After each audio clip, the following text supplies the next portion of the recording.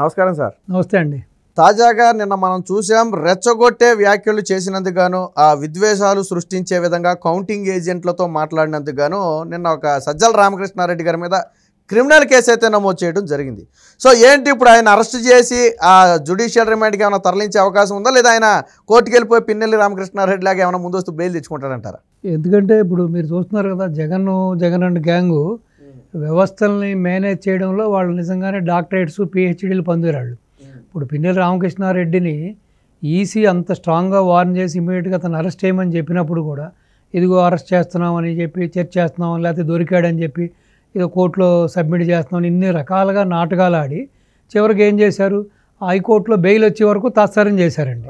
So మరి ఈ వ్యవహారం కూడా ఏ విధంగా ఉండదు చూద్దాం. ఇప్పుడు కూడా ఏంటంటే ఇప్పటికీ కూడా పోలీసులు కొంతమంది ఏకపక్ష నిర్ణయాలతోటి ఈవెన్ జవహర్ రెడ్డి గారు కానీ కొంతమంది ఉన్నతాధికారులు కానీ ఇంకా కూడా అటువైపే మొగ్గు చూపుతున్నారు, అటువైపే కూడా వాళ్ళ స్వామి భక్తిని చాటుకుంటున్నారు. సో కేవలం ఈసీకి భయపడే ఈ రోజున ఇతని మీద క్రిమినల్ కేసు కూడా ముందు చూశారు కదా, చాలా తాత్సారం చేశారు, వెనక ముందు ఆడారు. సో ఇంకా మళ్ళీ ఈసీ ఎక్కడ దీనికి పరిగణలోకి తీసుకుంటుందో, స్ట్రాంగ్గా యాక్షన్ తీసుకుంటుందో, ఎక్కడ మన ఉద్యోగాలకి ఎసరు పెడతారో అని చెప్పి కేవలం ఆ కారణం చూస్తే ఇప్పుడు క్రిమినల్ కేసు చేశారు. డెఫినెట్గా ఏంటంటే అతను మాట్లాడిన విధానంగా చూస్తే మనం డెఫినెట్గా అతని మీద క్రిమినల్ కేసు రిజిస్టర్ అయ్యింది. ప్లస్ అతను ఇమ్మీడియట్గా అతన్ని జ్యుడిషియల్కి తీసుకోవాలి, అతను అరెస్ట్ చేయాలి. సో మరి ఏం చేస్తారో ఏంటో చూద్దాం. కాని పక్షంలో డెఫినెట్గా అతన్ని ఈ మాధ్యమాలు ఏవవుతున్నాయో print media, electronic media, social మీడియాకి దూరంగా ఉంచాలి. సో లేదు అంటే అరెస్ట్ చేయకపోయిన పక్షంలో అట్లీస్ట్ ఈ మాధ్యమాలన్నిటికీ దూరంగా పెట్టి అతను హౌస్ అరెస్ట్ అనే పెట్టాలి. లేకపోతే డెఫినెట్గా ఈ విధంగా తన కార్యకర్తల్ని ప్రొవోక్ చేయడానికి ఛాన్స్ ఉంది. సో ప్రొవోక్ చేస్తాడు కూడా. సో మీరు చూసుంటారు, గత 5 ఏళ్లుగా వీళ్ళు చేసిన నిర్వాహకాలు చూసుంటారు. స్థానిక సంస్థ ఎలక్షన్లో కానీ లేకపోతే ఏ ఎలక్షన్, పంచాయతీ ఎలక్షన్లో చేసినా ఇదే పరిస్థితి. అందరినీ రెచ్చగొట్టడం, సో ప్రతిపక్ష నాయకుల్ని, ప్రతిపక్ష కార్యకర్తలని అందరినీ భయభ్రాంతులను చేయడం. సో అట్లీస్ట్ వాళ్ళు ఈవెన్ ఫ్రీగా వాళ్ళ యొక్క నామినేషన్ వేయకుండా కూడా చేశారు. కాస్త ఈసారి ఈసీ స్ట్రాంగ్గా ఉండడం, ప్లస్ కొంతమంది వీళ్ళకి అనుకూలంగా ఉన్న ఐఏఎస్, ఐపీఎస్ని, కొంతమంది మిగతా అధికారులను కూడా వీళ్ళకి వైసీపీకి ప్రధాన కార్యకర్తలుగా పనిచేసిన చాలామందిని కూడా మార్చడం వలన కాస్త మార్పు కనబడుతుంది. ఇప్పుడు ఆ మార్పు వలన వాళ్ళ ఇష్టానుసారం సాగట్లేదు కాబట్టి ఇప్పుడు వీళ్ళ ఆ నిరాశ నిస్పృహలతోటి ఆ యొక్క ఫ్రస్ట్రేషన్లో సో ఇటువంటివన్నీ కూడా చేస్తున్నారు. అంటే ఇప్పటికీ కూడా చూడండి, ఎలక్షన్ టైంలో గొడవలు చేశారు, ఎలక్షన్ టైంలో ఏకపక్షంగా ఎలక్షన్ జరుగుతుంది, ఈ కూటమికే ఎడ్జ్ ఉంది, కూటమి వైపే ప్రజలందరూ కూడా మొగ్గు చూపారని చెప్పి అదొక నాటకం ఆడారు. ప్లస్ ఎలక్షన్ అయిన తర్వాత కూడా సో కూటమికి ఓట్లేశారన్న కోపంతో కూడా కొంతమంది నాయకుల్ని, కొంతమంది కార్యకర్తల్ని ప్రజల మీద కూడా దాడులు చేశారు. ఈ రోజుకి దాడులు చేస్తూ ఉన్నారు. సో ప్లస్ రెండవది ఉద్యోగస్తులు కూడా వన్ సైడ్ ఓటింగ్ చేశారనే అక్కస్తోటి సో దాన్ని కూడా, ఎందుకంటే దాంట్లో కూడా వీళ్ళకి సంబంధించిన రిటర్నింగ్ ఆఫీసర్లు వీళ్ళ సామాజిక వర్గం ప్లస్ వీళ్ళకి తొత్తులుగా ఉండేవాళ్ళు, వీళ్ళకి కార్యకర్తలా పనిచేసే కొంతమంది ఆర్వోలు ఉన్నారు. కాబట్టి వాళ్ళు కొంతమంది నిర్లక్ష్య ధోరణితో, కొంతమంది కావాలనే ఉద్దేశపూర్వకంగానే మీరు చెప్పినట్టుగా సీల్ వేయకుండా, ఆ సంతకం పెట్టకుండా కూడా ఏదైతే బ్యాలెట్ ఓట్స్ ఉన్నాయో అట్లన్నింటిని కూడా చేశారు. సో వీళ్ళందరూ కూడా వీళ్ళకి ఇన్ఫర్మేషన్ ఇచ్చారు, ఈ విధంగా మేము చాలా చోట్ల కావాలని చెప్పి మేము సీలేదు, సైన్ చేయలేదని. సో అవన్నీ చెల్లకూడదని చెప్పి మళ్ళీ హైకోర్టుకి వెళ్ళడం, మళ్ళీ ఈసీకి రాయడం. సో వాళ్ళందరూ కూడా కోర్టు ఏమో ఇది మా పరిధిలో లేదని చెప్పడం, ప్లస్ ఈసీ కూడా దాన్ని నిర్మోహటంగా తిరస్కరించడం జరిగింది. ఇప్పుడు ఊరంతా ఒక న్యాయము, వీళ్ళకు ఒక న్యాయం కాదు కదా. ఇప్పుడు దేశమంతా ఒక న్యాయం, అది ఏదైనా ఉద్దేశపూర్వకంగా కానీ, నెగ్లిజెన్సీ వలన కానీ, యామరపాటు వలన కానీ సీల్ వేయడం, సంతకం పెట్టడం మర్చిపోయినా కూడా దాన్ని పరిగణలోకి తీసుకుంటుంది. వ్యాలిడ్ అవుతాయి, అది చెరగకుండా, లేకపోతే అది నలగకుండా, లేకపోతే అనుమానాస్పదంగా దాని మీద రాతలు గీతలు రీరైటింగ్ లేకుండా ఉంటే సో దాన్ని తీసుకోమని క్లీన్గా చెప్పారు. సో ఏదో విధంగా వీళ్ళు అధికారాన్ని చేజిక్కించుకోవడం కోసం ఎన్ని రకాలుగా మాట్లాడుతున్నారు.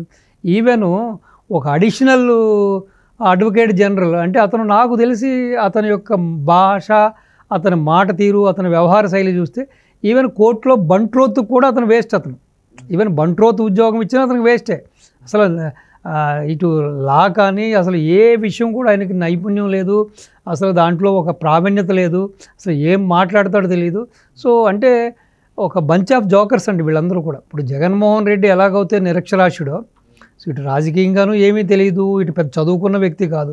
సో పనికిమాలందరినీ పెట్టుకుని తన చుట్టూ అసలు అసలు ఒక వ్యక్తి లండన్ వెళ్ళి లండన్లో మాట్లాడాల్సిన మాట్లాడేవి కాబట్టి అసలు ఏం మాట్లాడి చూశారు కదా మీరు. అందులో ప్రభుత్వ అధికారి బేసిక్గా రాజకీయాలు మాట్లాడకూడదు, అసలు మాట్లాడకూడదు కదా. అదేవిధంగా ఇప్పుడు బాబు గారిని అరెస్ట్ చేసిన సందర్భంలో కూడా మాట్లాడితే తగుదునమ్మా అని చెప్పేదో మన పోతు పేరంటంలాగా ఊరుకు ముందు వచ్చేసేసి మైకుల ముందుకు వచ్చేసి ప్రెస్ల ముందు వచ్చేసేసి ఏంటేంటో మాట్లాడతాడు. అసలు అడిషనల్ అడ్వకేట్ జనరల్ అంటే ఇటు సమన్వయం పాటిస్తూ ఇటు ప్రతిపక్షాలైనా ఏదైనా కూడా ఆయన కరెక్ట్గా నిలబడాలి. కేవలం ఏదో ఒక పార్టీ కార్యకర్తగా ఒక పార్టీ నాయకుడిగా చూస్తూ ఈవెన్ మన అక్కడ మాట్లాడిన మాట తీరు కూడా చూశారు కదా ఎంత అసభ్యంగా ఉందో. అందరూ ఏదో అంతకుముందు 6 నెలలు ఏదో అందరూ ఉచ్చబోసుకున్నారంటే జగన్మోహన్ రెడ్డిని చూస్తే. రెండోది అతను ఏదో తగ్గాడు కాబట్టి సరిపోతుంది, లేకపోతే ఈ కొడుకులందరినీ వేసేస్తాడు నరికేస్తాడు అంటాడు. పక్కనోడు ఎవడో అంటాడు ఫ్రీ హ్యాండ్ ఉండంటే. అంటే అసలు ఏమనుకుంటున్నారు వీళ్ళు? ప్రజాస్వామ్యంలో ఉన్నారా? అసలు ఏమనుకుంటున్నారు? ఇంకా అటవిక రాజ్యంలో ఉన్నారా?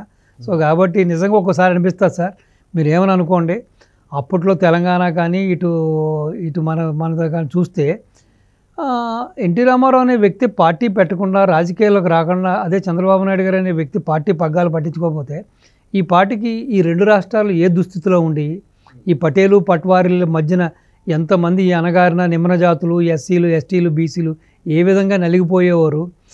ఈ యొక్క అదేవిధంగా ఇటు రాయలసీమ కానీ ఆంధ్రాలో కూడా వీళ్ళు ఇంత డెవలప్ అయ్యి ఇంత టెక్నాలజీ వచ్చిన తర్వాత కూడా ఇప్పుడు ప్రపంచమంతా ఒక సెల్ ఫోన్లో ఉన్న టైంలో కూడా వీళ్ళు అరాచకాలు ఇలా చేస్తున్నారంటే కూడా అసలు ఇంకా మీరు ఆలోచించండి. నిజంగానే తెలుగుదేశం అనే పార్టీయే కానీ లేకుండా ఉండుంటే రాజకీయాల్లో ఈ పార్టీకి ఆంధ్ర పరిస్థితి ఎలా ఉండేది, ఉమ్మడి రాష్ట్రాల పరిస్థితి ఎలా చూడండి.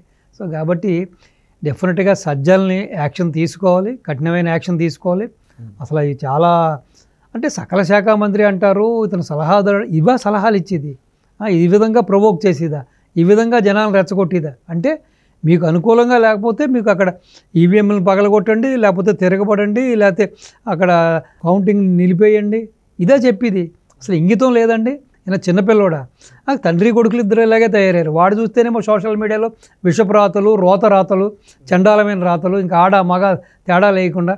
అంటే దీన్ని బట్టి నాకు అర్థమవుతుందంటే మా తాతగారు ఒక మాట చెప్పేవాడండి, ఎవడైతే సమాజంలో కొన్ని ఇన్సిడెంట్లు చూస్తూ పెరుగుతాడో, అంటే పక్కింటోడిని, ఎదిరింటోడిని, లేకపోతే వాళ్ళ కన్న తల్లో, లేకపోతే వాళ్ళ తోబట్టువో, కట్టుకున్న భార్యో, వాళ్ళ చేసే తప్పులన్నీ ఎదుటి ఆడవాళ్లే చేస్తారని ఆ విధమైన ఒక నీచమైన వీళ్ళ ఒక ప్రవృత్తి. ఇప్పుడు అందరినీ ఒక తాటిని ఎలా కట్టేస్తాం సార్? ఏదైనా ఒక మనిషి ఏదో తప్పు చేసిందంటే దేనివల్ల చేసింది? ఒకటి మగాడు, కట్టుకున్న మగాడు నపుంసకుడు అవుతే తప్పు చేయొచ్చు ఆ యొక్క వాంఛ తీసుకోవడం కోసం. లేదు కట్టుకున్నవాడు హీనుడవుతే ఆ కుటుంబాన్ని పోషించడం కోసం కొంతమంది అడ్డుదారులు దొక్కుతారు. లేదు కొంతమందికి అది ఒక ఫ్యాషన్ అనుకోవచ్చు. వీళ్ళు ఇంకా అందరినీ ఇంకా మంచి చెడ్డ ఇంకా రాముడికి రంకులు కట్టడమే, సీతమ్మకి రంకులు కట్టడమే. కాబట్టి సో బహుశా ఈసీ కూడా కఠినమైన నిర్ణయం తీసుకోవాలి. ఇతను డెఫినెట్గా అరెస్ట్ చేయాలి, అట్లీస్ట్ హౌస్ అరెస్ట్ అనేది చేయాలి. సో చూద్దాం 4వ తారీఖుతోటి రాష్ట్రానికి పట్టిన ఈ దరిద్రగొట్టి మనస్తత్వం ఉన్న వ్యక్తిత్వాలు, ఈ విధమైన వ్యక్తులు రాష్ట్రానికి దూరమై మళ్ళీ రాష్ట్రంలో రామరాజ్యం వచ్చి ప్రజలు సుభిక్షంగా ఉండాలని కోరుకుందాం సార్.